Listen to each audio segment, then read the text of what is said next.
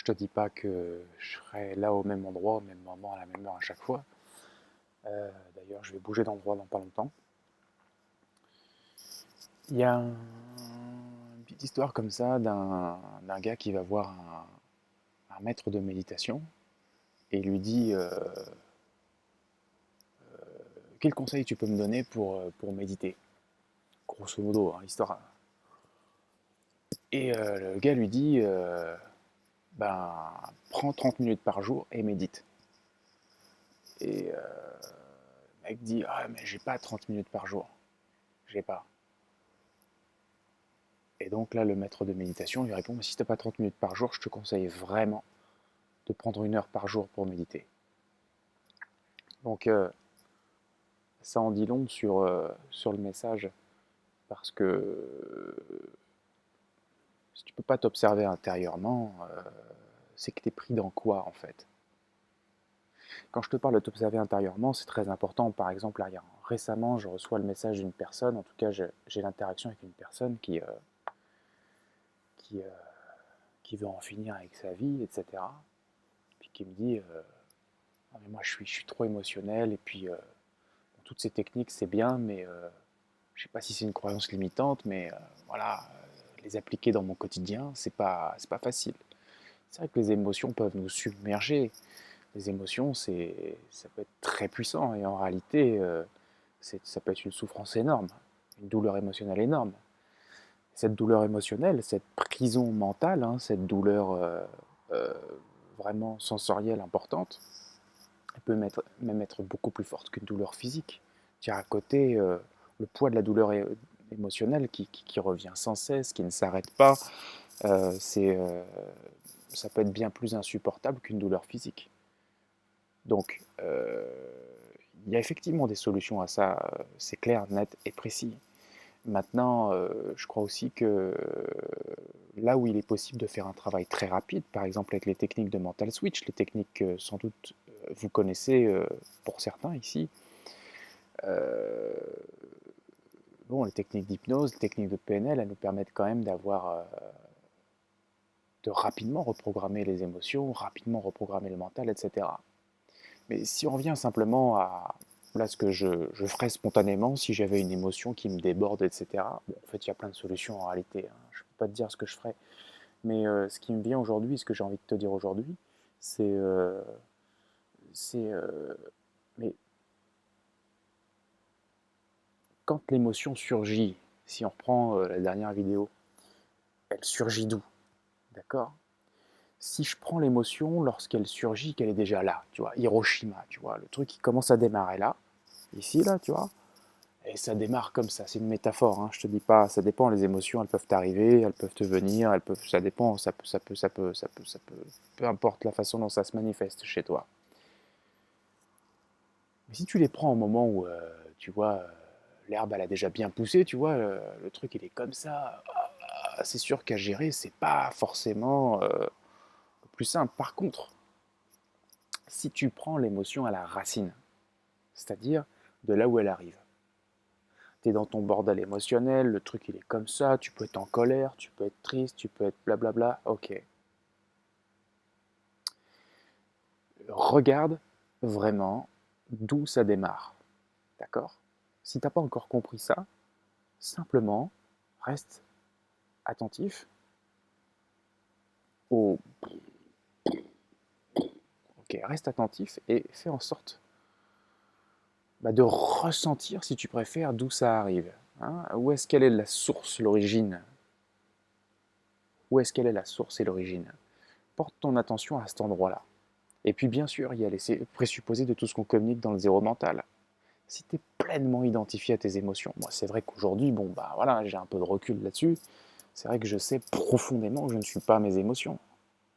Mais c'est, je veux dire, voilà, mais ça c'est la somme aussi de toutes les prises de conscience qu'on a au fur et à mesure. Heureusement que même si on arrive un matin, qu'on a la tête éclatée et qu'on fait notre méditation et qu'on voit que notre mental il est comme ça alors que ça fait 20 piges qu'on médite, ça serait un peu dommage, tu vois, de redémarrer à zéro comme ça serait pas. En fait, c'est pas comme ça que ça se passe. Il y a des présupposés qui se mettent en place. Donc, celui qui n'est pas encore conscient qu'il n'est pas ses émotions, évidemment, il y a un travail à faire. Voilà, il y a toutes ces techniques de questionnement que je propose, que je ne suis pas le seul à proposer d'ailleurs, mais en tout cas qui sont dans le chemin du zéro mental. Bon, alors qu'est-ce qui se passe? Au début, tu es identifié à tes émotions. Si tu es identifié, c'est vrai qu'en plus, si elles sont fortes et que tu es un être très émotionnel, c'est chaud, quoi. C'est chaud. Bon, donc, commencer à les observer, en fait, au final. Que tu aies ces présupposés dont je te parle ou pas, mais bien, c'est le début de te rendre compte que tu n'es pas ces émotions. Tu étais là avant qu'elles arrivent, tu es là pendant qu'elles arrivent, et tu seras encore là une fois qu'elles auront disparu, tu vois. Mais ça, tu vois, profondément dans ta tête. Déjà, c'est un recadrage important. C'est de savoir que tout passe, en fait. Bien entendu, il y a des systèmes de fonctionnement. Hein, des systèmes de fonctionnement. Je te dis pas que je serai tout le temps dans un décor comme ça, hein, c'est un peu... hein, on est bien d'accord. Bon, le décor, il est plus sympa si je te montre, en fait, là, tu vois, là, t'as une swimming pool ici, tu vois, c'est beaucoup plus sympa. Et ces systèmes de fonctionnement, ils sont bourrés de stratégies mentales, je veux dire, ce sont des habitudes de pensée, des habitudes de vision, ce sont des conditionnements profonds qui sont transmis de parents à enfants ou de génération en génération, bref, enfin bon, vrai. Il y a tout un tas de systèmes stratégiques de pensée, de façons de voir. Il est possible de réformer les choses profondément.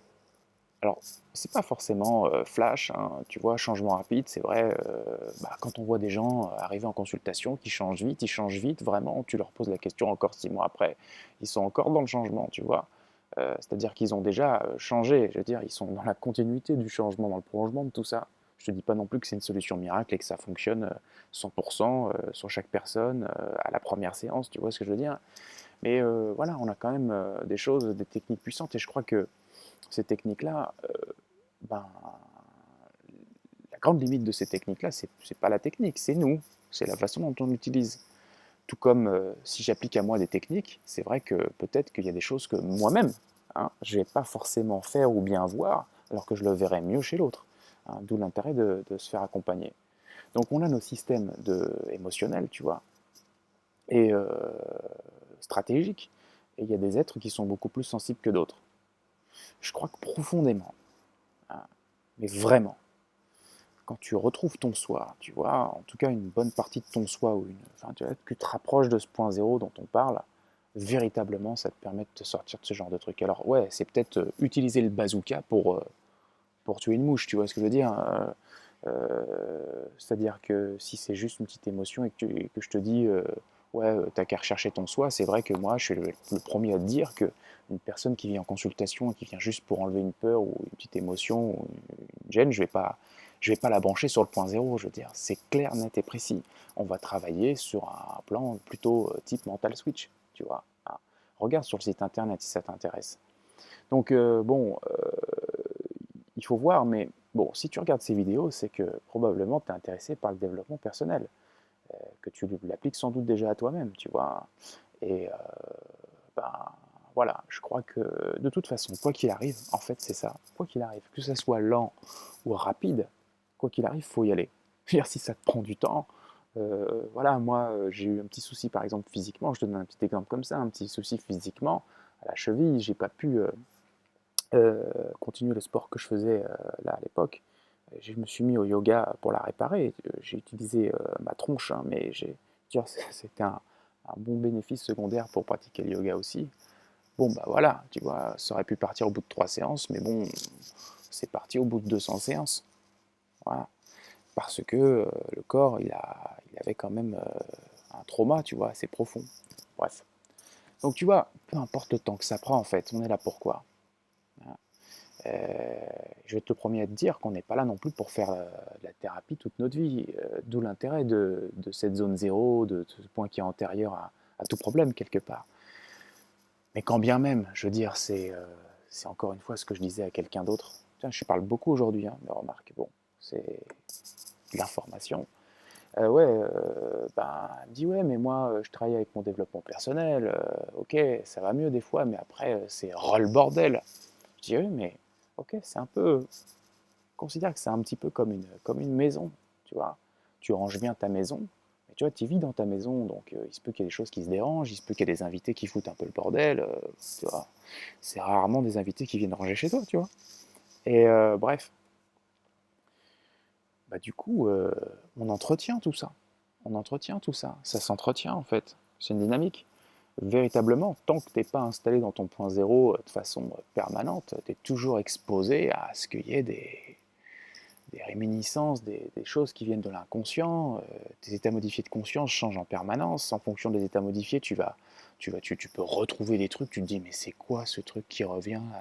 Ça fait, ça fait, je- ça fait 10 ans que j'y pensais pas. Ça fait 10 ans que je pense avoir réglé ce truc. Et puis bon, ça veut pas dire que tu l'as pas réglé en fait. Je sais pas, tu sais, c'est comme des défragmentations. Voilà. Bon, assez parlé. Et bah écoute, moi je vais faire un petit peu comme ce que je fais depuis quelques jours. Et donc, bah, je te retrouve après. Bon, j'en fais des choses hein, pour te rendre la vie agréable. Bon, tu vois, j'ai pas encore mis la tête sous l'eau, mais je crois que je vais le faire maintenant parce que quand tu sors d'une heure et demie de méditation, enfin une heure, bah, c'est sympa aussi quand tu peux, à certains moments de ta vie, mettre la tête sous l'eau comme ça. Alors attends.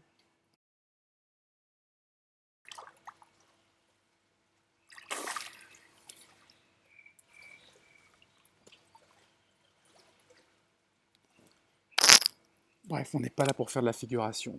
Qu'est-ce qui s'est passé dans la méditation? Euh, Bah, en fait, tout simplement, il y avait effectivement, tout en ayant un accès à un espace de silence intérieur, plutôt stable, hein, donc voilà, donc bon espace du soi, on va dire. Il y avait des pensées qui fusaient, qui étaient cette fois-ci des pensées qui étaient au diapason de, on va dire, de la vibration, si on peut parler de vibration. Ça, c'est un petit peu comme si plus tu te rapproches de ton soi, plus, entre guillemets, ton niveau vibratoire euh, change. Et même la qualité de ton mental, du coup, vibre à ce niveau-là. Du coup, les pensées qui te viennent sont de meilleure qualité. En l'occurrence, il y avait plein d'idées dont je vous parlerai au fur et à mesure des vidéos. Et il y a aussi cette idée de travail sur les émotions. Euh, En fait, tu vois, plus tu te rapproches de ton soi, plus tu retrouves ce que tu es. Hein, on me dit des fois, mais pourquoi le slogan du zéro mental, c'est pas retrouve qui tu es?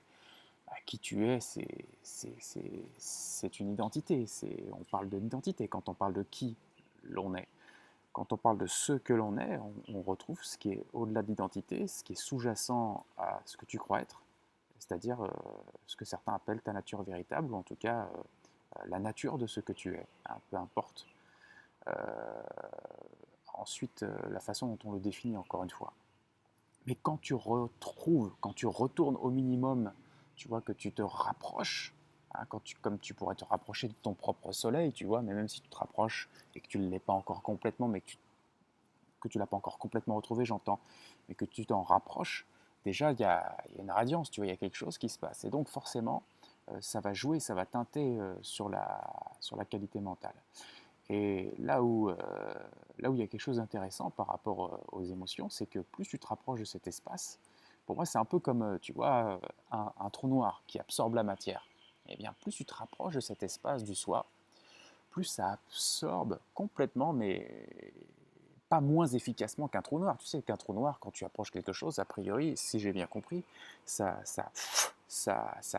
dissout, quoi. Il y a une telle densité là-dedans que ça dissout complètement toute matière. Bien là, c'est pareil, plus tu te rapproches de ton soi, plus ça dissout complètement tous les schémas mentaux, même les plus puissants. Alors bien sûr, après l'idée c'est que le mental peut revenir si tu ressors de ton point zéro, d'accord? Il peut revenir, je te parle sous une forme qui ne te convient pas, et mais à chaque fois que tu vas revenir dans ton soi, il va y avoir un système de nettoyage qui va se mettre en place.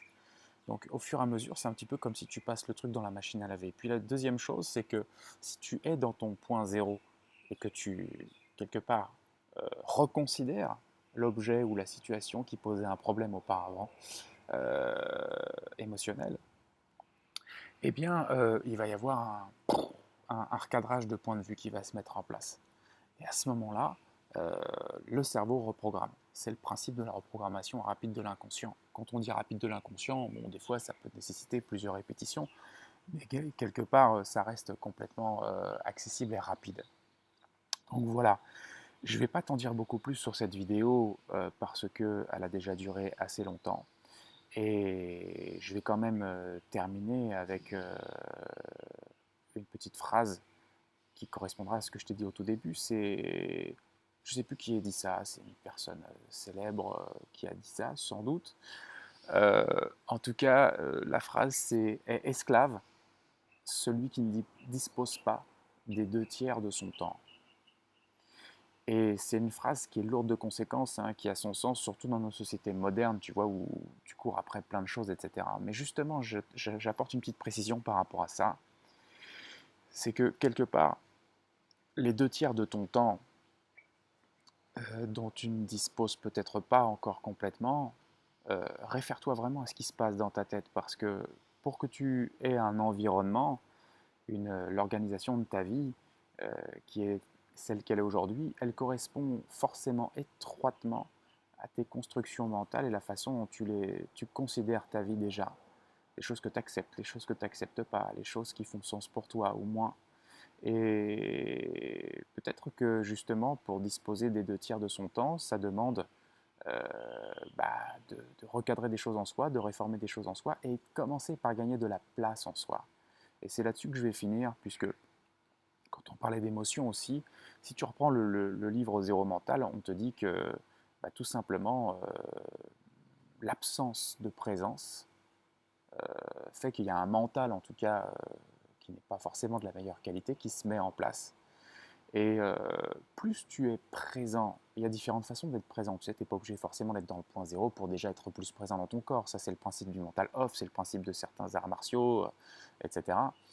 Plus tu es présent dans ton espace personnel, dans ton espace sensoriel, plus tu portes ton attention au présent, moins il y a de place pour tout le bordel qui peut créer des émotions débordantes. Voilà. Et il ne faut pas confondre euh, le plaisir d'aller vers certaines choses et également la sérénité, le bien-être et la paix. Je te laisse faire le lien avec tout ça et je te dis à une prochaine vidéo. Souviens-toi, tout ce qu'on est en train de se dire là, c'est un antivirus pour déverrouiller le système environnant et le système environnant également dans ton espace intérieur. Donc diffuse cet antivirus de la façon que tu préfères. Et également, commence par toi-même parce que c'est le plus important. Tu vois, changer les autres, bon, tu vois, c'est pas forcément le chemin le plus court. Commençons par balayer devant notre porte.